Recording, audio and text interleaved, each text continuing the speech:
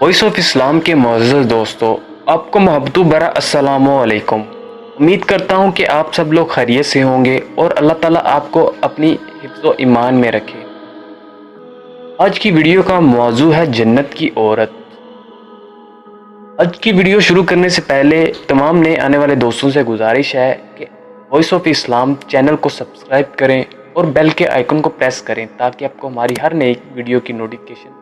حضرت صلی اللہ علیہ وآلہ وسلم نے ارشاد فرمایا، اللہ کے راستے میں صبح کو یا شام کو نکلنا دنیا اور اس کے تمام چیزوں سے بہت بہتر ہے، اور اگر جنت والوں کی کوئی عورت زمین کی طرف جھانک لے تو اس کی خوبصورتی کے باعث مشرق و مغرب روشن ہو جائے اور مشرق سے مغرب تک تمام فضا کو خوشبو سے مہکا دے، اور اس کی اوڑھنی سر پر اوڑھنے کا کپڑا دنیا اور مافیا سے بہتر ہے۔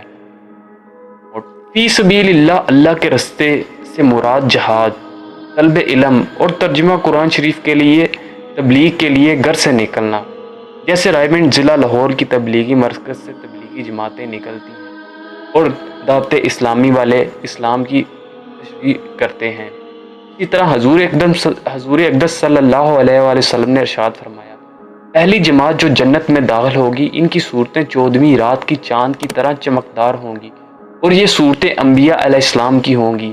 دوسری جماعت کی شکلیں چمکدار ستاروں کی ہوں گی، اور ہر ایک آدمی کے واسطے 2 بیویاں ہوں گی جن کی آنکھوں کی سفیدی انتہائی سفید اور ان کی پتلی انتہائی سیاہ ہوگی اور ان کی آنکھیں انتہائی فراخ ہوں گی۔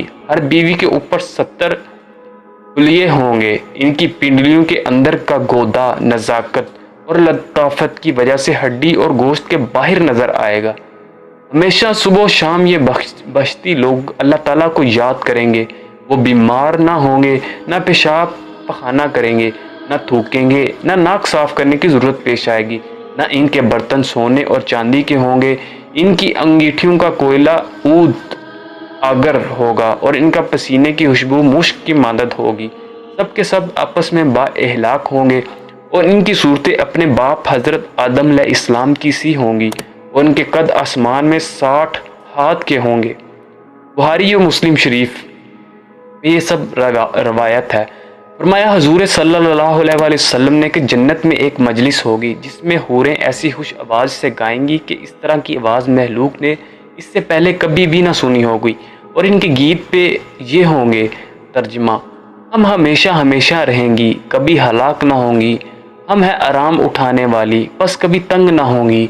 ہم ہیں راضی خوشی رہنے والی، اور کبھی نہ خوش نہ ہوں گی۔ مبارک بادی ہے اس شخص کے واسطے جس کے لیے ہم ہیں اور وہ ہے ہمارے لیے۔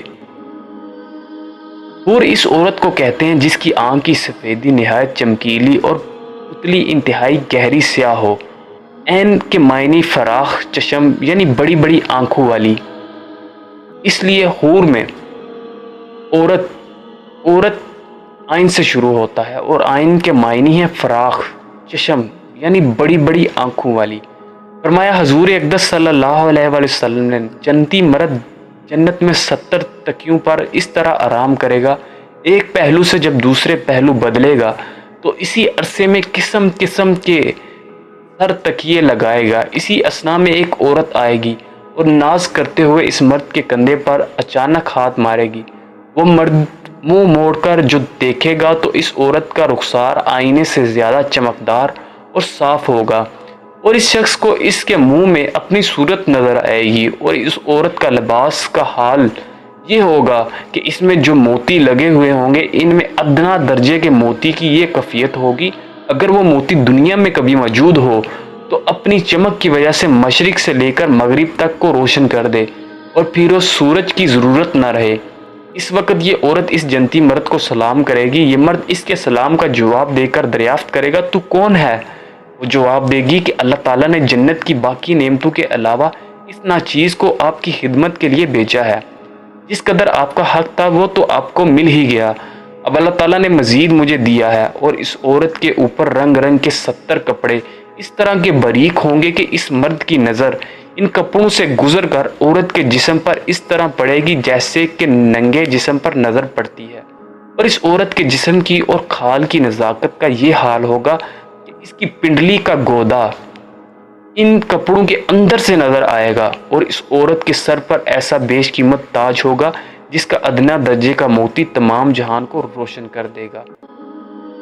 کچھ لوگ یہ سوال کرتے ہیں کہ جسم پر 70 کپڑے ہونے کے باوجود اور جسم پر ماंس اور ہڈیاں اور یہ سب کچھ ہونے کے باوجود ماंس کے اندر میں جو گوشت ہے وہ کیسے نظر آ سکتا ہے؟ میری ان دوستوں سے گزارش ہے کہ کیا آپ لوگوں نے آج کل ایکس رے مشین نہیں دیکھی؟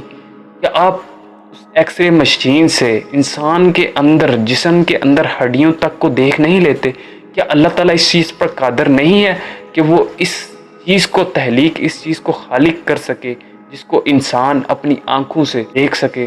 سوال یہ ہے کہ اول تو 70 کپڑے، پھر کھال، پھر گوشت، پھر ہڈی کے درمیان سے گودا کس طرح نظر آئے گا؟ اس کی پہلے میں آپ کو بتا چکا ہوں کہ آج کل ایک آلہ چلا ہے جس کو ڈاکٹر لوگ ایکس ریز کہتے ہیں۔ اس کو لگا کر جسم کے اندر کی تمام چیزیں، ہڈی اور اس کا گودا تک نظر آ جاتا ہے۔ کہ اللہ تعالیٰ دنیا کے انسانوں سے بھی عاجز ہے؟ اللہ تعالیٰ اس طرح انسان کو صرف المخلوقات بنانے کے بعد خود اللہ تعالیٰ اس چیز سے عاجز ہے کہ وہ انسان کو یہ نعمت نہ عطا کر؟ امید کرتا ہوں کہ آپ کو آج کی یہ ویڈیو پسند